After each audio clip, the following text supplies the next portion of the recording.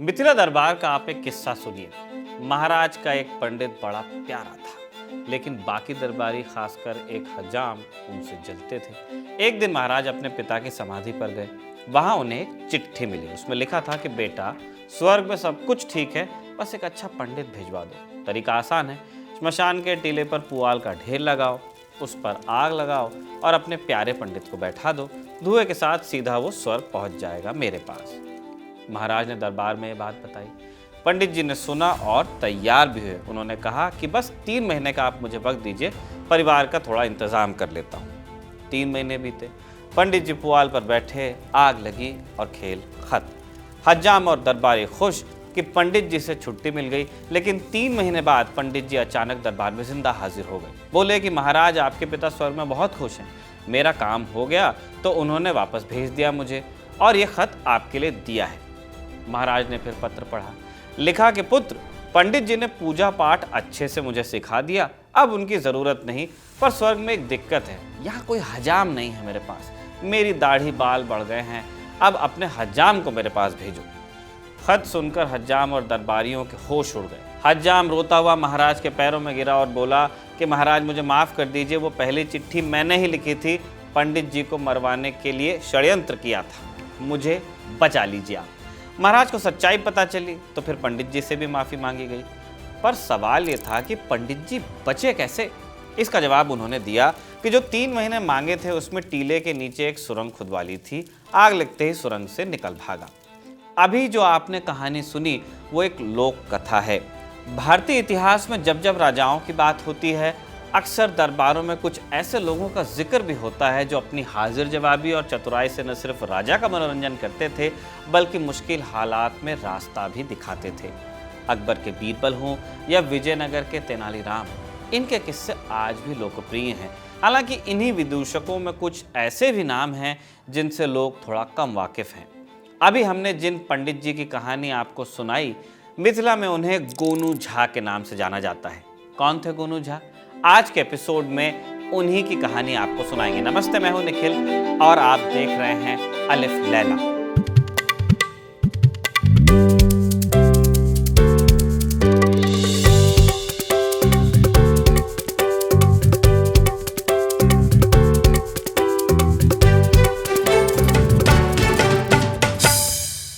ये बात है करीब 800 साल पुरानी, लगभग 1200 ईस्वी के आसपास का वक्त रहा होगा।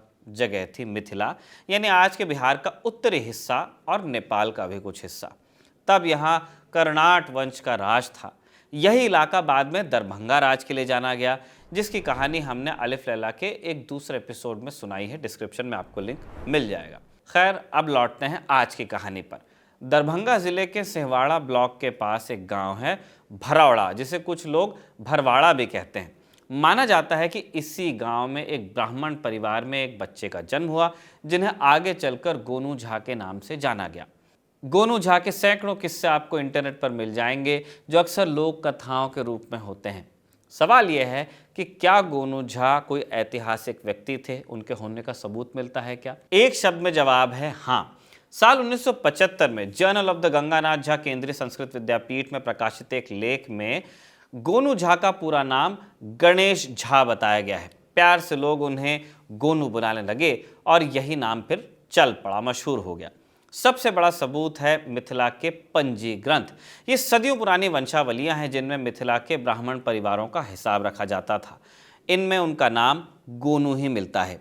परमेश्वर झा ने अपनी किताब मिथिला तत्व विमर्श में पंजी ग्रंथों के आधार पर उनकी वंशावली दी है, जो आपको स्क्रीन पर नजर भी आ रही है। इसके मुताबिक उनके पिता का नाम वंशधर था और वो 3 भाई थे, हरिब्रह्म, हरिकेश और गोनू। गोनू के नाम के साथ महोधूर्त राज भी जुड़ा है, यानी महाचतुर या धूर्तों का राजा। शायद उनकी चतुराई की वजह से लिखा गया होगा। इन्हीं पंजी ग्रंथों से उनके समय का पता भी चलता है। जब 13वीं सदी के आखिर में पंजी व्यवस्था ठीक की जा रही थी, तब गोनू झा के भाई के परपोते जिंदा थे। पीढ़ियों का हिसाब लगाकर देखें तो गोनू झा लगभग 1200 ईस्वी के आसपास हुए होंगे, यानी मिथिला पर राजा नरसिंह देव और राम सिंह देव का शासन तब था। इसका मतलब ये भी निकलता है कि गोनू झा मैथिली के महान कवि विद्यापति से भी करीब 200 साल पहले हुए थे। गोनू झा का परिवार भी कोई ऐसा वैसा नहीं था। परमेश्वर झा की किताब के मुताबिक उनके दो बड़े भाई हरिब्रह्म और हरिकेश महामहोपाध्याय थे। ये उस जमाने में बहुत बड़ी उपाधि थी, आज की डॉक्टरेट से भी ऊंची उपाधि, आप समझ सकते हैं। ऐसे में सबसे छोटे भाई पर अपनी पहचान बनाने का दबाव तो रहा ही होगा। कुछ लोग मानते हैं कि गोनू झा पढ़े लिखे नहीं थे, बस बहुत चतुर थे, शार्प थे। लेकिन मिथिला के विद्वान त्रिलोकनाथ झा अपनी किताब ग्लोरी दैट वाज मिथिला, जो 1998 में आई, उसमें दावा करते हैं कि गोनू झा खुद भी महामहोपाध्याय थे। अगर ये सच है तो इसका मतलब है कि गोनू झा सिर्फ व्यावहारिक बुद्धि में ही नहीं बल्कि शास्त्रों के ज्ञान में भी माहिर थे। ये बात उन्हें और भी असाधारण बना देती है। शायद उन्होंने अपनी विद्वता को अपनी चतुराई और हाजिर जवाबी के पीछे छिपा लिया हो, ये भी हो सकता है। गोनू झा मशहूर क्यों हुए? कुछ उसी तरह हुए जैसे बीरबल और तेनालीरामन। गोनू झा की वाकपटुता और हाजिर जवाबी के चलते वो मिथिला दरबार का हिस्सा बने और यहाँ से शुरू हुआ किस्सों का एक बहुत लंबा सिलसिला, जिनमें से कई को वेरीफाई करना मुश्किल है पर हैं सारे मज़ेदार। मसलन मिथिला में एक कहावत है, गोनू झा मरे सर को पड़े। किस्सा यूं है कि एक रोज गोनू झा ने अपने परिवार वालों के सामने मरने का नाटक किया। पूरा गांव जमा हो गया। किसी ने कहा कि गोदान कराओ, किसी ने कुछ और कहा, कोई कहता था कि सीढ़ी तैयार करो। कुछ देर परिवार वाले रोते रहे, लेकिन फिर लाश को घर से बाहर ले जाने की बात तो उठती ही है। गोनू झा लंबी कदकाठी के थे। दरवाजे के बाहर उन्हें ले जाना मुश्किल हो रहा था, तो बढ़ई बुलाया गया दरवाज़ा काटने के लिए। तभी गोनू झा के बेटे ने कहा कि बाबूजी ने बड़े प्यार से दरवाज़ा बनवाया था, काटना नहीं चाहिए उसे। अब सवाल उठा कि दरवाज़ा ना काटा जाए तो फिर क्या किया जाए? बेटे ने सलाह दी कि गोनू झा के ही पैर काट लो। बढ़ई आरी लेकर जैसे ही आगे बढ़ा, गोनू झा उठकर खड़े हो गए और बोले कि मैं तुम्हारी परीक्षा लेने के लिए ये सब कर रहा था। और ये सुनते ही परिवार वालों का मुंह लटक गया। गोनू झा को मिथिला में ऐसी ही और कई सारी कहानियों के लिए जाना जाता है। हालांकि वो सिर्फ मजाकिया या चतुर ही नहीं थे, कवि और दार्शनिक भी थे। उन्होंने संस्कृत में कई कविताएं भी लिखी, जैसे उनका ये श्लोक देखिए। इस श्लोक का मोटा मोटा मतलब है कि न चेहरे पर हंसी की झलक है, न मीठी बातों में वो पहले जैसी बात रही, न सीना उत्साह से फूलता है जैसे सुमेरु पर्वत थका हुआ हो। कौन जाने कब क्या हो जाए, कब मौत का बुलावा आ जाए। ये दुनिया तो बस यादों और इच्छाओं से जी रही है, यही सच्चाई है, यही ढिंढोरा पीटा जा रहा है। इस श्लोक से गोनू झा के दार्शनिक विचारों का पता चलता है। दर्शन की बातें अक्सर लोक नीति में ट्रांसलेट होते समय कहावतों में बदलती हैं। गोनू झा से जुड़ी एक कहावत और एक कहानी हमने पहले बताई। ऐसी ढेरों कहानियां हैं और उनसे जुड़ी कहावतें भी। मसलन गोनू झा की परी, गोनू झा की बखारी, गोनू झा का रजिस्टर, गोनू झा का ससुराल, गोनू झा की दावत, गोनू झा की गुलेल, गोनू झा की लाठी, गोनू झा का कंबल वगैरह वगैरह। आज भी मिथिलांचल में जब कोई बहुत चतुर या हाजिर जवाब होता है तो लोग कहते हैं कि बड़ा गोनू झा बन रहा है। मुश्किलों का हल निकालने की कला, जिसे प्रेजेंस ऑफ माइंड या प्रत्युत्पन्नमति कहते हैं, गोनू झा उसमें माहिर थे। गोनू झा की इस काबिलियत को दर्शाने वाला सबसे मशहूर किस्सा है गोनू झा की बिल्ली का।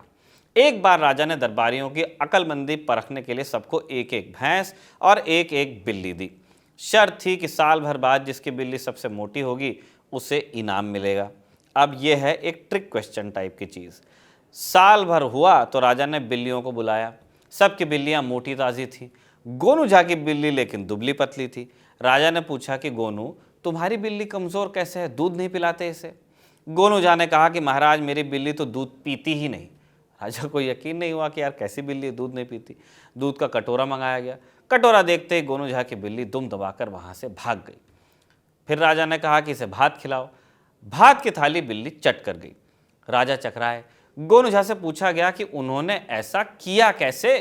तब गोनू झा ने बताया कि महाराज, आपने जो भैंस दी थी उससे निकलने वाले दूध को बिल्ली चट कर जाती थी। ऐसे में उन्होंने एक तरकीब लगाई। वो रोज़ कटोरे में खौलता गर्म दूध रखते और बिल्ली को बुलाते। बिल्ली जैसे ही मुँह लगाती जीभ जल जाती और भाग जाते। फिर रोज ऐसा ही हुआ और कुछ दिनों में बिल्ली दूध का कटोरा देखते ही डरने लगी, भागने लगी। राजा गोनू झा की चतुराई को समझ गए और इतने खुश हुए कि उन्हें राज्य के दान विभाग का अध्यक्ष बना दिया। अक्सर लोग गोनू झा की तुलना अकबर के दरबारी बीरबल से करते हैं। दोनों ही अपनी हाजिर जवाबी के लिए मशहूर हैं, लेकिन एक फ़र्क है। बीरबल की कहानियां अक्सर दरबारी मनोरंजन तक सीमित रहीं, जबकि गोनू झा की कहानियां मिथिला की लोक संस्कृति, भाषा और कहावतों का हिस्सा बन गई, आज भी हैं। वो सिर्फ एक दरबारी नहीं बल्कि एक लोक नायक बने। और मिथिला में आज भी उनकी विरासत संजोने का प्रयास आपको मिल जाएगा।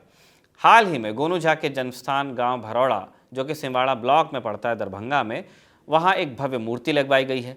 दरभंगा और मिथिलांचल के कई स्कूलों और कॉलेजेस में आज भी गोनू झा के किस्सों पर नाटक और कार्यक्रम होते हैं। बिहार सरकार ने हास्य और व्यंग्य के क्षेत्र में योगदान देने वालों के लिए गोनू झा हास्य और व्यंग्य पुरस्कार की शुरुआत भी की है। यूट्यूब चैनल, पॉडकास्ट और सोशल मीडिया पर भी गोनू झा की कहानियां नए अंदाज में सुनाई जाती हैं। हैशटैग भी चलते हैं, हैशटैग गोनू झा, और इसके साथ लोग गोनू झा से जुड़ी बातें शेयर करते हैं। सिर्फ ऐतिहासिक परिप्रेक्ष्य में देखें तो जैसा पहले बताया, गोनू झा के बारे में बहुत कम बातें पता है फैक्चुअली। पंजी ग्रंथों में गोनू झा के बेटे का नाम कान्ह और पोते का नाम भीखू भी मिलता है, यानी उनका वंश आगे चला, लेकिन अधिकतर डिटेल्स बस किस्से कहानियों तक सीमित है जिन्हें वेरीफाई करना मुश्किल है। मसलन वाचक परंपरा का ऐसा उदाहरण कहाँ ही देखने को मिलेगा कि एक व्यक्ति की मृत्यु भी कहानी में पिरोई गई। गोनू झा की मौत कैसे हुई, इसे लेकर भी एक किस्सा है। कहते हैं कि गोनू झा माँ दुर्गा के बड़े भक्त थे। एक बार उन्होंने देवी से पूछ लिया कि माँ, आपके 10 हाथ हैं, सब में हथियार आपने पकड़ा हुआ है, जब आपको सर्दी जुकाम होता होगा तो नाक कैसे पूछती होंगी आप? इस पर माँ दुर्गा मुस्कुराई। उन्होंने कहा, अरे गोनू, तुम तो भगवान को भी नहीं छोड़ते। लेकिन फिर आशीर्वाद भी दिया कि जाओ, तुम अपनी बुद्धि से हमेशा जीतोगे, पर जिस दिन किसी से बहस या चतुराई में तुम हारे, उसी दिन तुम्हारी मृत्यु होगी। और कहते हैं कि ऐसा ही हुआ भी। गोनू झा अपने ही गांव के खुशीलाल से एक बड़ी अजीब शर्त हार गए। हुआ यूं कि गोनू झा और खुशीलाल पास पास शौच के लिए बैठे। जिद लग गई कि कौन बात तक बैठा रहेगा। इस अजीब मुकाबले में गोनू झा हार मान गए और कहते हैं कि यही उनकी पहली और अंतिम हार थी। उसी दिन उनका देहांत हुआ। अब ये कहानी कितनी सच है ये हम नहीं जानते, पर यह कहानी ये ज़रूर बताती है कि गोनू झा जीवन भर अजय रहे और हार भी उनकी इतनी ही अनोखी थी। गोनू झा की ये शानदार कहानी आपके लिए शब्दों में पिरोई है कमल भट्ट ने, और इसे रिकॉर्ड किया इरशाद। आप देखते रहिए खबरगांव।